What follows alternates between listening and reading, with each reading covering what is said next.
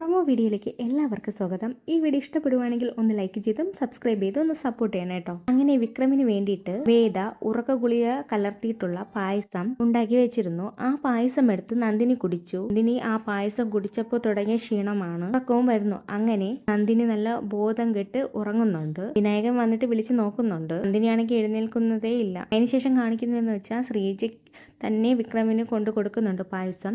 എന്നിട്ട് വിക്രമിനെ കൊണ്ട് കുടിപ്പിക്കുന്നുമുണ്ട്. ശ്രീജയാണെങ്കിൽ പേടിച്ച് വിറച്ച് നിൽക്കുവാണേ. ആ സമയത്ത് കണ്ണ് കാണിക്കുന്നുണ്ട്, ഒന്നും പേടിക്കേണ്ട ആവശ്യമില്ലെന്ന്, കുടിക്കട്ടെ വിക്രം എന്ന് തന്നെ പറയുന്നുണ്ട് വേദയും. അത് കഴിഞ്ഞിട്ട് വേദ ചോദിക്കുവാണ്, നിങ്ങൾ ആരെങ്കിലും തട്ടിക്കൊണ്ടുപോകാൻ സമയത്ത് വിക്രം ചോദിക്കണം, അതൊക്കെ നീ എങ്ങനെ അറിഞ്ഞു?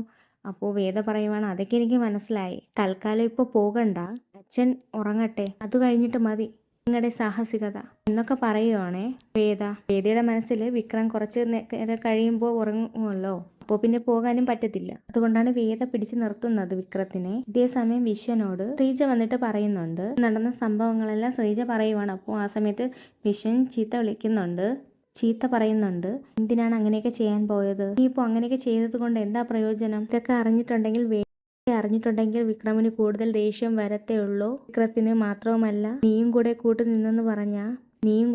നിന്നെന്നറിഞ്ഞാൽ അത് കൂടുതൽ പ്രശ്നമാകും. നീ എന്തിനാണ് അങ്ങനെയൊക്കെ ചെയ്തതെന്നൊക്കെ വിശ്വൻ ചോദിക്കുന്നുണ്ട്. ആ സമയത്ത് വേദ പറയുവാണ്, തൽക്കാലം ഇന്ന് ഈ കാര്യത്തിന് ഇറങ്ങി പുറപ്പെടണ്ട എന്ന് മാത്രമേ ഞാൻ വിചാരിച്ചുള്ളൂ. ബാക്കി കാര്യമെല്ലാം നാളെ നോക്കാം. പിന്നെ വിക്രമിനെ കൊണ്ടുപോകാൻ ഗുണ്ടകളൊക്കെ വരുന്നുണ്ട്. പക്ഷേ വിക്രമാണെങ്കിൽ നല്ല സുഖമായിട്ട് കിടന്നുറങ്ങുവാണേ. അതാണ് പ്രൊമോയിൽ കാണിക്കുന്നത്. ഈ വീഡിയോ ഇഷ്ടപ്പെടുവാണെങ്കിൽ ഒന്ന് ലൈക്ക് ചെയ്തും സബ്സ്ക്രൈബ് ചെയ്തും ഒന്ന് സപ്പോർട്ട് ചെയ്യണേ.